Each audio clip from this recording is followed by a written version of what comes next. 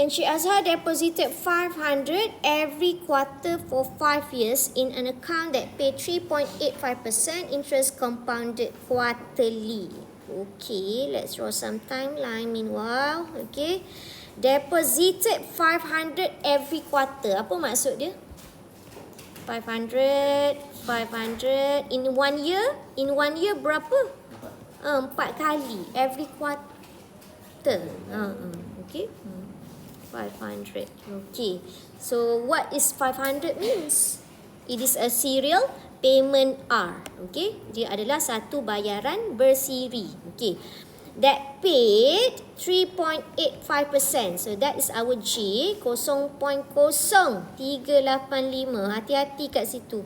Compounded quarterly, M kita 4. Okay.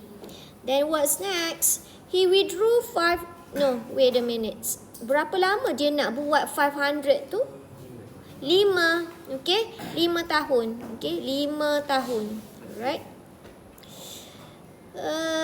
Then 3A, determine the amount accumulated at the end of 5 years. What does it mean? Simpan 500, nanti 5 tahun dapat. What type of annuity is that? Future. Sebab nanti 5 tahun baru dapat. So this is a future value annuity. Okay. So T dia 5, N dia berapa? 20. Okay, 20. So, kalau suruh cari amount accumulated, maknanya future value annuity lah. Okay. So, cari S. S sama dengan, okay, R 1 tambah I kuasa N tolak 1 per dengan I. Okay, jangan salah formula. Okay. 500, 1 tambah I, 0.0385 per dengan berapa? 4 kuasa 20 tolak 1 bahagi dengan 0.0385 per 4. Dapat berapa?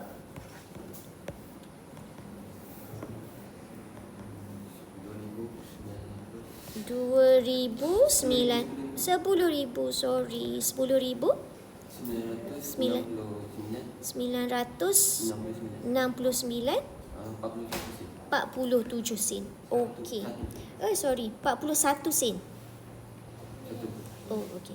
Alright. That is amount accumulated at the end of 5 years. Okay, jumlah terkumpul selepas 5 tahun. Okay. So, next is he withdrew 5,000 at the end of the 5th year and the balance was left in the account. Okay. So, dia buat keluar 5,000 selepas 5 tahun. Okay, dia buat keluar 5,000 selepas 5 tahun. How much? Yes. How much is the balance in the account at the end of 8 years? Selepas 8 tahun, what happened to the money? Okay? Alright. So sekarang dah tak ada dah annuity. Annuity sampai berapa tahun je? Sampai berapa tahun? Adakah sampai 8 tahun? Tak, dia sehingga 5 tahun sahaja. Okey, so lepas 5 tahun, dia kata dia buat keluar 5,000. So, kita kena cari balance dia tinggal berapa. Okey, katalah P. Okey, katalah P. So, berapa tadi? 10,000 kan? 10,969.41 sen ni kena tolak dengan 5,000 sebab dia kata dia buat keluar. So tinggalnya 5,969.41 sen dia punya balance. Okey. Adakah balance ni akan terus bawa keluar selepas 3 tahun? Tak boleh bawa keluar terus. Dia akan dikenakan compound. Pandai. Okey. So berapa lama dia duduk dalam bank duit tadi? Berapa lama duduk dalam bank?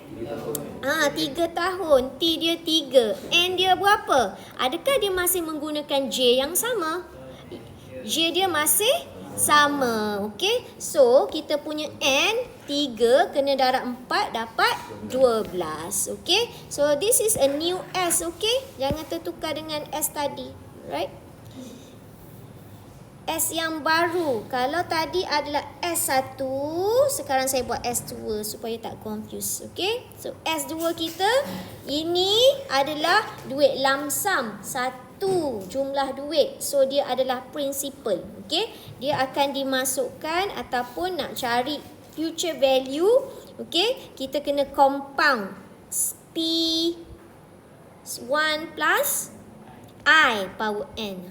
Jangan confuse dengan S equals P1 plus RT. Okey, P kita 5969.41, kena compound 0.0385. Yes, 385 bahagi dengan berapa dah? 4. Kuasa berapa tadi? 12. Okey, kuasa 12. Nanti dapat berapa jumlah duit dia? Buat 6,200? 600. Oh, salah. 696 57 sen. Kira ya, 57 sen. Alright. Oh, C is easy. Effective rate. Okay, effective rate which is equivalent for the above nominal rate. Okay, that one is easy. Jangan salah formula. RE, kuasa dia kuasa M. Kuasa M ke kuasa N? Kuasa M. Okey. 1 tambah 0.0385 per dengan 4. Kuasa 4 tolak 1. Saya selalu jumpa silap kat sini. Dia pergi tengok dekat sini. Kenapa? Bukan. Okey. Hati-hati semasa mengira. Okey.